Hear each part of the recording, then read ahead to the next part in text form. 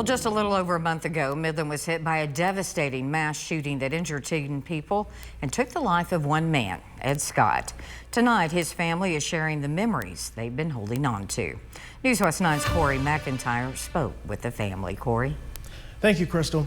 When the news broke, the community only knew Ed as a longtime City of Midland employee and a beloved softball umpire. But after speaking with his wife, Laura, she tells us he was much more than that. This is our wedding party before our wedding. They say a picture is worth 1,000 words. For Laura Scott, these pictures are priceless. This is right after we got married. I still have my dress on. That's because these are memories of what life was like with her husband, Ed Scott. He was a nice, loving, full of life kind of guy, you know.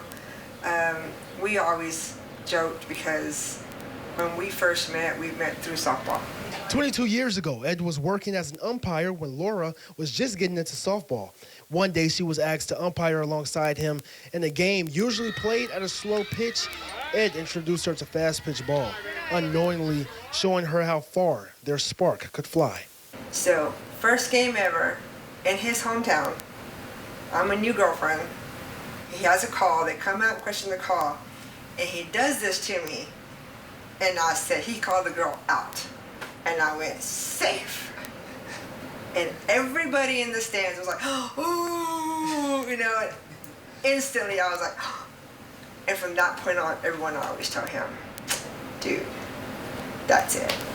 Your life has totally changed now because you're never going to be the same. And life for them definitely changed. On July 7, 2007, Ed and Laura crossed home base as one and got married on a softball field.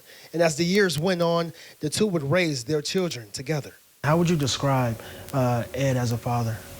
If my daughter was here, she would tell you, anytime she had a problem, anytime she was in trouble, anytime there was anything she had to tell mom, guess who got told first?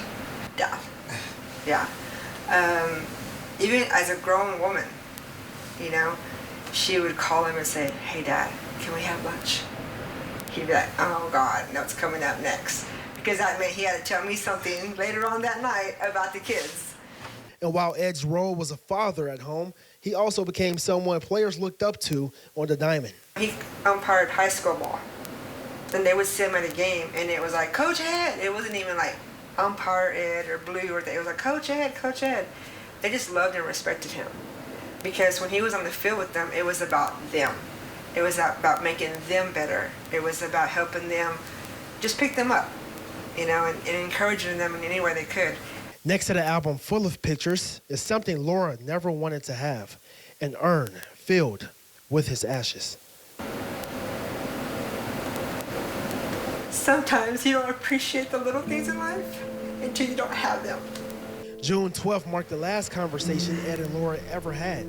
Ed was hurt in the Midland mass shooting and never made it home. I was on the phone with him while that was going on. He called me and told me what had happened and where he was at. And I could just hear gunfire all around him. He just told me, I'm hit, and I'm gonna make it home. I just want you to know.